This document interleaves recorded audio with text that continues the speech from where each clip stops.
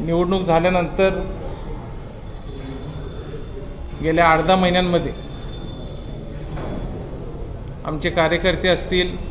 आमच्या गटातील लोकांना अनेक अडचणीला सामोरे जायला लागलं आणि त्यातूनच खरं तर गेल्या 4-5 दरम्यानच्या काळामध्ये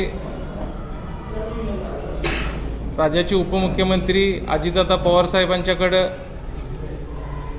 आमच्या भोगावती सहकारी साखर कारखान्याच्या NCDCच्या कर्जासाठी आम्ही गेलो होतो। ते गेलेला असताना अजितदादांनी आम्हाला आश्वासित केलं की कारखान्याला त्यांच्याकडून मदत होऊन जाईल आणि थोड्या दिवसानंतर अजितदादांनी मला पुन्हा बोलवून घेतलं आणि त्यांच्या पक्षामध्ये सामील होण्याचं आमंत्रण केलं आणि त्यानंतरच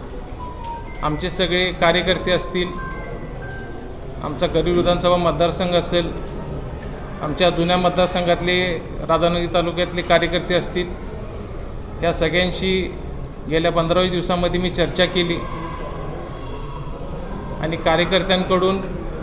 या गोष्टीची सगळ्यांच्या सहमती आल्यानंतर आम्ही राष्ट्रवादी काँग्रेस पक्षामध्ये सर्वांनी